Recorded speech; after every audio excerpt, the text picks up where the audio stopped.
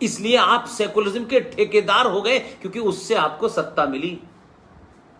तो अब आपके सामने चेहरा उतरा है, नकाब उतर के उनके असली चेहरे को आपने देख लिया है, तो आप नहीं समझे। पूरा हिंदू सनातनी समाज बॉलीवुड और क्रिकेट में इतना मशगूल है, लगता है कि जीवन में सब कुछ वही है।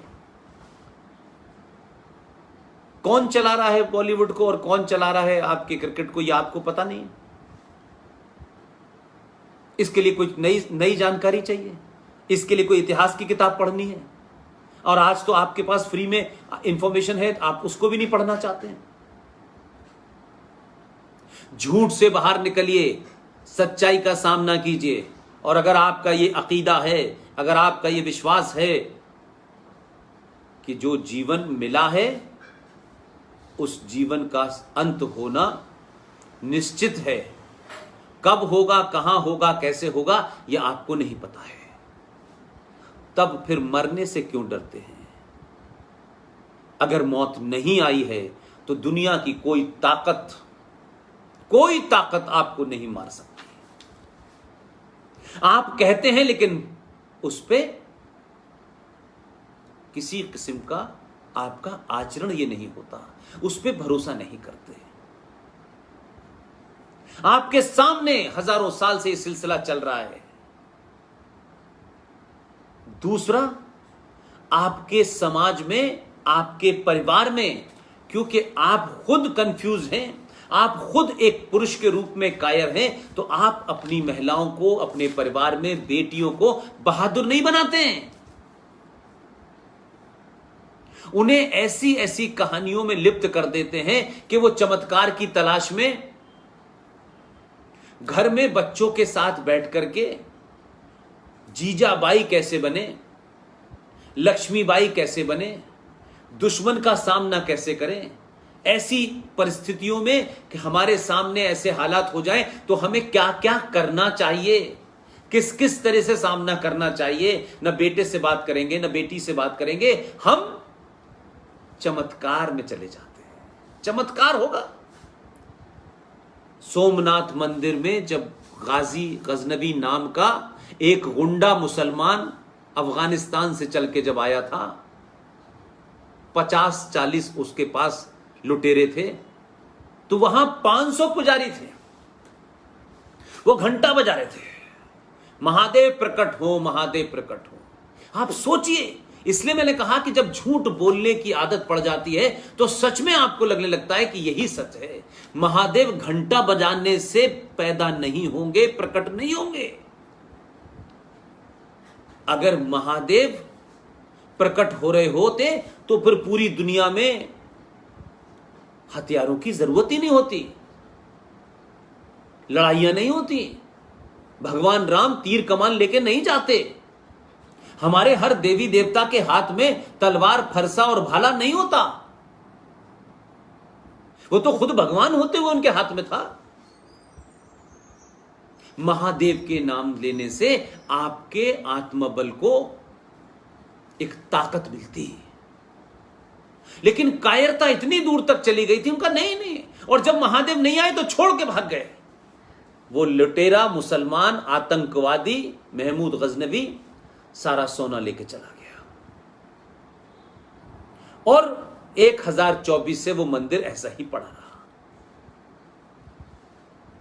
1947 आ गया, फिर मंदिर का उद्धार हो गया। क्या हमने उसके बाद ये व्यवस्था की? नहीं की हमने व्यवस्था, क्योंकि हमने कहा कि हमें सिर्फ कीड़े मकोड़ों की तरह खाना है, सो जाना है, खाना है, सो जाना है। इस बीच में कुछ हो जाए ठीक है बस, नहीं तो हम बस कह देंगे कि दुनिया ऐसी चलती है, दुनिया में ऐसा होता है। हम बड़ा बड़ा ज्ञान देने लगते हैं, हम यकायक दार्शनिक हो जाते हैं। फौजी भी बॉर्डर पे खड़े होकर दार्शनिक हो जाएगा ना किसी दिन, तो पता चलेगा। वो भी फौजी कह के दार्शनिक, कोई बात नहीं, सब भगवान की कृपा है, वही बचाएंगे, उन्होंने भेजा है, उनकी जिम्मेदारी है। जिस दिन एसपीजी का गार्ड ये सोच लेगा ना, जो लोग ब्लैक कैट के अंदर रह रहे हैं कि नहीं भगवान है, तो फिर ब्लैक कैट लेके क्यों घूम रहे हो भाई? आपकी तो बड़ी आस्था है भारतीय संस्कृति और सनातन में। इसलिए मैंने कहा कि सेलेक्टिव झूठ जो है उसने आपको बर्बाद कर दिया है और आपके अंदर के पुरुषार्थ को समाप्त कर दिया है और आपको धर्म के नाम पर पाखंड बताया जा रहा है और पाखंड को आप, ढोंग को आप धर्म समझ रहे हैं। इसलिए मैं बार बार कहता हूं, राज आया है, सरकार आई है, वो कुछ अमेंडमेंट करेगी, कुछ कानून बनाएगी, लाएगी, जाएगी, सरकार चलाएगी, देश चलाएगी, फौज चलाएगी, पुलिस चलाएगी, शिक्षा में ये होगा, वो होगा, ये सब चलेगा। कि हम इस बात को तय करें कि हम जो कह रहे हैं क्या हम उस पर विश्वास करते हैं, और विश्वास अगर करते हैं तो फिर उसे पूरी ताकत से लागू क्यों नहीं करते। ये कौन से सनातन के उसमें लिखा था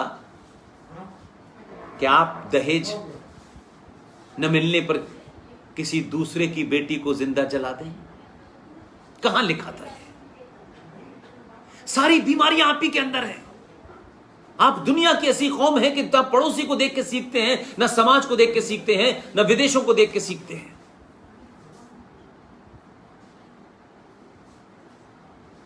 वो जो किसी की बहन है, किसी की मां है, किसी की बेटी है,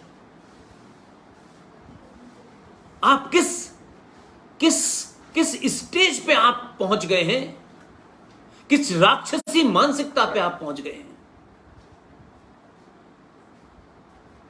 ऐसे ऐसे ढोंगी आपने काम कर रखे हैं कि लगता है कि अरे नहीं, हमने जीवन को सरल नहीं बनाया, क्योंकि जानबूझ के उसको कॉम्प्लेक्स बनाया है ताकि हमारी दुकानें चलती रहें।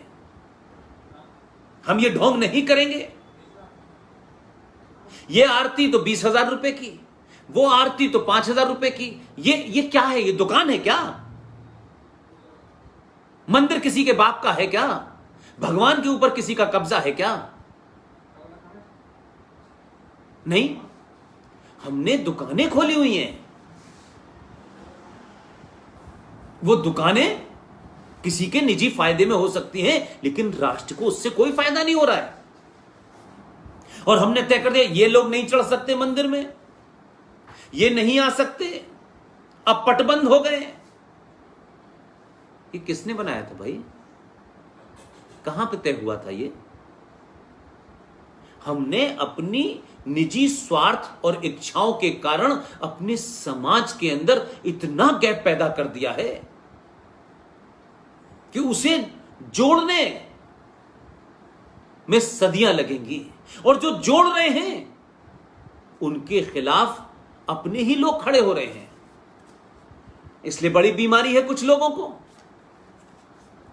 मैं इसी तो कहता हूं कि साधु संत कुछ हैं जो न टीवी पे आते हैं, जो न हर राजनीतिक पर टीका टिप्पणी करते हैं, कुछ ऐसे भी हैं। लेकिन कुछ ही हर एक को टीवी पे आना है, क्योंकि हमारी दुकान, हमारा चेहरा दिखेगा तो हमारी दुकान भी चलेगी।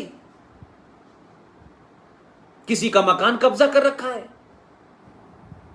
किसी का पैसा लेके बैठ गए हैं, वो गरीब आदमी मांगता है तो बदमाशी करते हैं। हजारों को जानता हूं मैं। और आप उनसे उम्मीद करते हैं कि वो राष्ट्र बनाने की बात करेंगे।